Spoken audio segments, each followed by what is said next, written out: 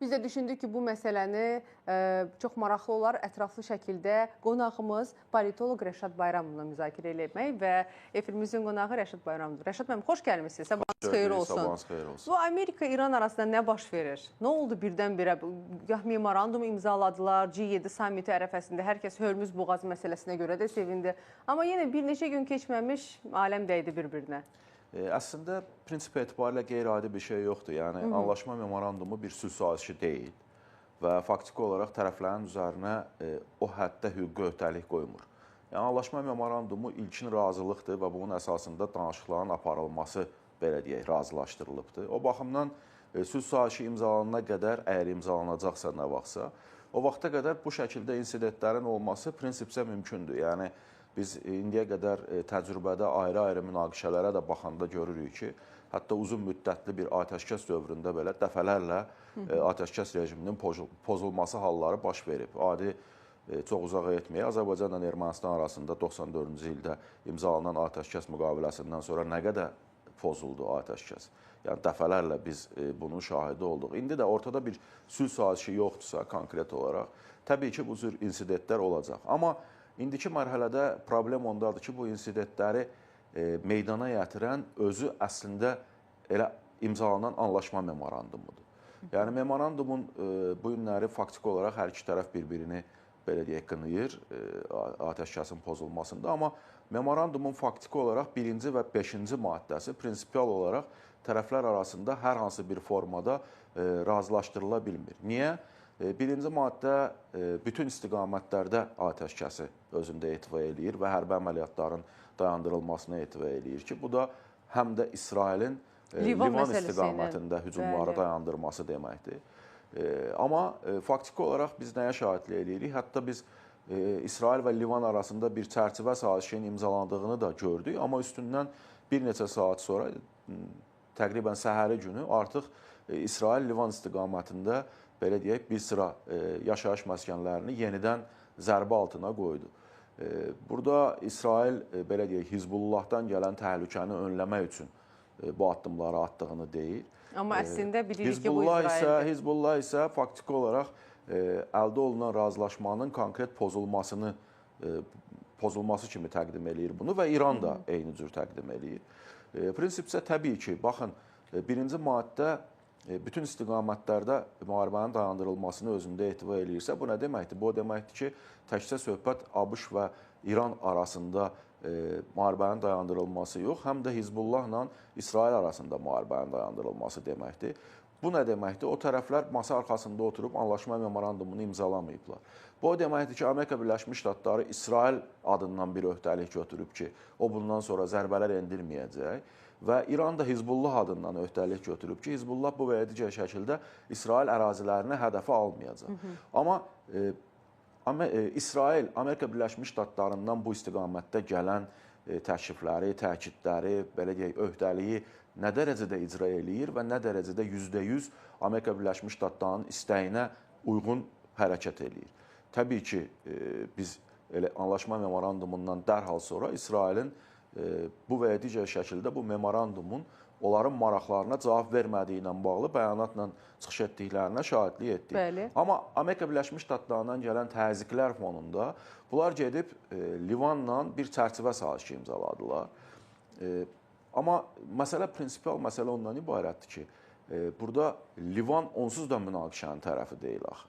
Münaqişənin tərəfi Hizbullahdır və İsrail də bu və ya digər şəkildə bir saziş imzalayırsa, faktiki olaraq Hizbullahla bir masa arxasında oturub bunu imzalamalı idi. Amma bu baş verməyib və indi qoşunların çəkilməsi haqqında qərar vermək də istəmir. Livan hökumətinə, Livan silahlı qüvvələrinə bu və ya digər şəkildə Hizbullahın indi olduğu əraziləri öz nəzarətinə götürməklə bağlı bir razılaşma ortaya çıxır. Yəni, əgər Livan hökuməti bunu indiyə qədər bacarsaydı, eləyərdi da. Yəni, Livan silahlı qüvvələrinin Hizbullaha gücü çatsaydı, indiyə qədər onsuz da, belə deyək, bu və ya digər şəkildə Hizbullahın nəzarətində olan ərazilərin Livan silahlı qüvvələrinin nəzarətinə keçməsi ilə bağlı konkret addımlar atardı. Bu imkanlar yoxdur bu günləri.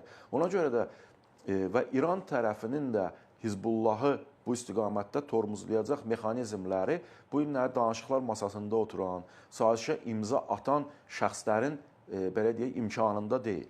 Bu günləri Hizbullahı saxlaya biləcək, münaqişədən dayandıra biləcək qüvvə Sepahdır. Sepah özü də bu və ya digər şəkildə bu belə deyək memorandumun işləməsində maraqlı deyil faktiki olaraq indiki mərhələdə. Ona görə də nəticə etibarilə birinci maddə pozulurmu? Pozulur. Gələk 5-ci maddəyə. 5-ci maddə konkret olaraq Hörmüzdə vəziyyətin bundan sonra hansı istiqamətdə inkişaf eləyəcəyini özündə etibar eləyir. De ki, bütün dünyaya çox maraqlıdır. Və baxın, orada mən bilmirəm, yəni o sazişi imzalayanda Amerika Birləşmiş Ştatları nəyi nəzərdə tutub. Amma sən faktiki olaraq 60 gün ərzində və yalnız 60 gün ərzində əvvəlki qayda ilə, yəni münaqişədən əvvəlki dövrdə olduğu kimi hər hansı bir rüsum alınmadan, hər hansı bir belə deyək keçidi bağlamadan əvvəlki qaydada hərəkətlərinə gəmilərin nəzərdə tutulur. Və orada da qeyd olunur ki, minalanmış ərazilər olduğunu nəzərə alaraq, gəmilərin hərəkəti, marşrutu və s. İran tərəfi ilə razılaşdırılır.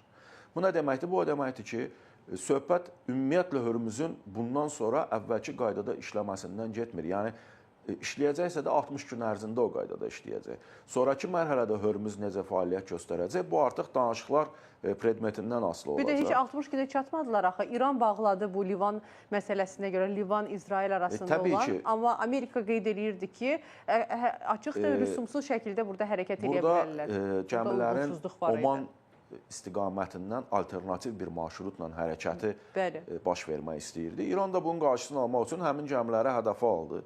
Amerika Birləşmiş Ştatları sən sərbəst keçidə icazə vermədin deyib İranın belə deyək, ərazilərini zərbəyə aldı. Bu da cavab olaraq Körfəzdəki ABŞ hərbi bazalarını belə deyək, zərbə altına qoydu.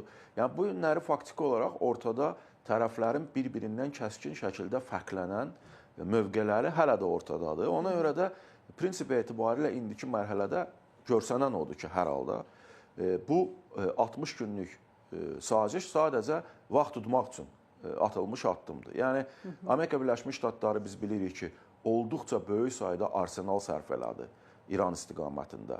Tomahawk raketləri və s. raketlər və bunların yerini doldurmaq üçün bir zamana ehtiyac var. Və Amerika Birləşmiş Ştatlarının Ford kimi, General Motors kimi avtomobil sənaye şirkətlərinə Tomahawk raketlərinin istehsalı ilə bağlı lisenziya verməsi də faktiki olaraq onunla bağlı idi ki, təkcə indiyə qədər hərbiləşmiş strukturlar, sahələr raketlərin istehsalı ilə yox, həm də indiyə qədər avtomobil sənayesində lider olan şirkətlər də artıq bunu təmin eləmiş olsunlar. Çünki yeri dərhal doldurmağa ehtiyac var. İrana nə lazım idi? İranın bu günləri Amerika Birləşmiş Ştatları İsrailin zərbələrindən daha qorxulu İran üçün daxildə narazılıqların meydana gəlməsidir. Və bu günləri İranda iqtisadi vəziyyətin son dərəcədə pis olması, neftin çıxışına qoyulan qadağalar səbəbi ilə ölkəyə maliyyə axınının gəlməməsi nəticə etibarilə daxildə bir narazılığı formalaşdırırdı. Onsuz da xalq belə baxanda narazı idi İran hakimiyyətə da bu qarşı. memorandumdan 60 gün ərzində öz gəmilərini, öz neftini rahat şəkildə satmaq imkanı faktiki olaraq əldə eləyirdi. Tamamilə indi ortada olan mənzərə onu deməyə əsas verir ki, biz 60 gün ərzində hər hansı bir sülh sazişinə və yaxud da razılaşmaya şahidlik etməyəcəyik. Və nəticə etibarilə bu 60 günün növbəti mərhələdə yenidən uzadılması ilə bağlı bir qərar veriləcək. Ta ki, proses Amerika Birləşmiş Ştatlarında konqresə olan aralıq seçkilər bitənə qədər. O vaxta qədər İran bu və ya digər şəkildə Amerika Birləşmiş Ştatlarının tələblərinə hə desə, o zaman hansısa sülh sazişi ortaya çıxacaq. Yox, indiki kimi, belə deyək, öz mövqeyindən geri addım atmayan mövqe ortaya qoyacaqsa, onda təbii ki, seçkilərdən sonra biz İran üzərinə Amerika Birləşmiş Ştatlarının yeni hərbi əməliyyatlarına da şahidlik eləyəcəyik. Nə gözəl xronoloji ardıcıllıqla hər şeyi izah elədiniz ki, yəni bütün bu hadisələrin, bir neçə gün ərzində baş verən hadisələrin bir neçə dəqiqə ərzində tam izahını çatdırdınız. Və artıq da dayanıb. Yəni onu da deyək, çünki baxın, əvvəldən nəzərdə tutulmuş ki, sabah, yəni həftənin 2-ci günü İsveçrədə artıq memorandumda razılaşdırılmış nüvə sazişi ilə bağlı danışıqlar başlayacaq. İndi nüvə sazişi ilə bağlı danışıqlar bir tərəfə qoyuldu və razılaşdırıldı ki, Dohada, yəni Qətərdə həmin o 5-ci bəndlə bağlı, yəni Hörmüzlə bağlı fikir ayrılıqlarının aradan qaldırılması üçün ABŞ və İran arasında növbəti bir belə deyək, görüş keçirilsin. Bəs Rəşad müəllim, hal-hazırda Hörmüz boğazının vəziyyəti nə yerdədir? Yenidən ora qadağa qoyulub və heç bir gəmi və s. keçid edə bilməz? Yox, təbii ki, Hörmüz boğazı bu dəqiqə açıqdır, amma yenə deyirəm, İran deyir ki, həmin sənəddə, yəni memorandumda nəzərdə tutulan şəkildə ərazilər minalanıb, ona görə də gəmilərin hərəkəti mənlə razılaşdırılmalıdır. Mən dediyim marşrut üzrə belə deyək, hərəkət etməlidir, ən azından 30 gün. Çünki öhdəlik var ki, 30 gün ərzində minaların təmizlənməsi həyata keçiriləcək. Bu baş verməyənə qədər mütləq şəkildə razılaşdırılmış şəkildə hərəkət olmalıdır. Hə, kimsə razılaşdırmadan addım atacaqsa, kimsə alternativ yollar belə deyək, ortaya qoyacaqsa, biz onun qarşısını alacağıq. Yəni İranın mövqeyi faktiki olaraq bundan ibarətdir, amma hal-hazırda təbii ki, Hörmüz, yəni artıq səhər saatlarından etibarən əvvəlki belə deyək qaydasında fəaliyyət göstərir. Bir məqam da Rəşad müəllim, son günlərdə baş verən bu ən son ixtişaşlarda İran Amerika arasında baş verən hadisələrdə Donald Trump açıqlamalarından birində qeyd edib ki, İran yox ola bilər. İran yox ola bilər. Bu bəyanatla əslində diplomatik baxımdan nəyi nəzərdə tutur? Ya bu ənənəvi Trump belə deyək bəyanatlarıdır və o qədər də ciddiyə almaq lazım deyil. Yəni Trump bir neçə saatdan sonra tamam fərqli bəyanatla da çıxış eləyə bilər. Bu günlə Amerika Birləşmiş Ştatlarının bu və ya digər şəkildə dövlət olaraq və yaxud da Pentaqonun bu və ya digər şəkildə proseslərə mövqeyi olaraq çıxış eləyən faktiki 2 nəfər var. Vance və Rubio.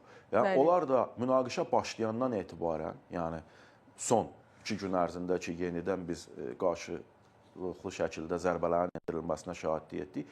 Heç biri bu və ya digər şəkildə hansısa bəyanatla belə deyək, çıxış eləməyib. Yəni, konkret olaraq bu və ya digər şəkildə ölkənin bu günləri mövqeyi onların bəyanatları əsasında formalaşır və bizdə də təəssürat yaranır ki, həqiqətən Amerika Birləşmiş Ştatları nə etmək istəyir? Yoxsa Trumpın bəyanatları ilə biz prosesə yanaşsaq, onda səhər gərək bir mövqe ortaya qoyulsun, günorta bir mövqe, axşam da tamam fərqli bir mövqe ortaya qoyulsun. O baxımdan Trumpın nə deməyi, yəni deyirəm, 2-ci dərəcəli məsələdir. Amma bir şey düz deyir, yox olmaq məsələsindən danışmam, amma bir şey düz deyir ki, ortada real bir nəticə, hər iki tərəfi qane eləyən bir nəticə ortada olmayacaqsa, təbii ki, hərbi əməliyyatlarda qaçılmaz olacaq.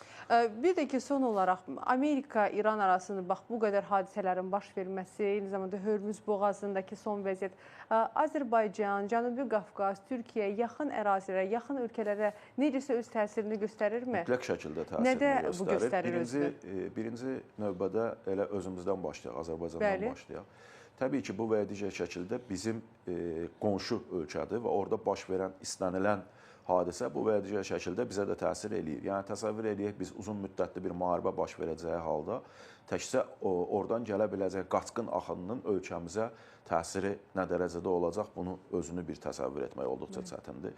İkinci məsələ, bu günləri İran ərazisindən bizim bu və ya digər şəkildə nəqliyyat layihələrimiz, birgə logistik layihələr, dəhliz, Araz dəhlizi və digər bu şəkildə layihələrimiz mövcuddur İrandan və İranın davamlı şəkildə müharibədə olması bu layihələrin özünün işləhliyini artıq ortadan qaldırmış olur və təhlükə altına qoymuş olur. Üçüncü məsələ təbii ki, prosesin ətraf bölgələrə yayılması ilə bağlıdır. Biz Körfəz ölkələrinin zərbə altına alındığını gördük. Biz Azərbaycan, Naxçıvana raket zərbəsi endirildi, dron zərbəsinin olduğunu gördük. Biz Türkiyəyə raket zərbələrinin olduğunu gördük və nəticə etibarilə bu günləri kiçik insidentlərdən başlayan və daha da böyüyüb, faktiki olaraq geniş miqyaslı bir müharibəyə çevrilə biləcək münaqişə digər region ölkələrinin də bu və ya digər şəkildə prosesdən təsirlənməsinə gətirib çıxara bilər. Ona görə də təbii ki, bizim üçün bu günləri vacib olan tez bir zamanda razılaşmanın əldə olunması, sülhün əldə olunması və nəticə etibarilə İran daxilində sabitliyin hökm sürməsidir ki, bu və ya digər şəkildə həmin o münaqişə bizə də sıçramasın. Təşəkkür edirik gəldiyiniz üçün. Dəvət üçün çox sağ olun. Hər zamanki kimi maraqlı şərhlərinizə görə. Təşəkkürlər. Əziz tamaşaçılarımız, efirimizin qonağı, bizim qonağımız politoloq Rəşad Bayram.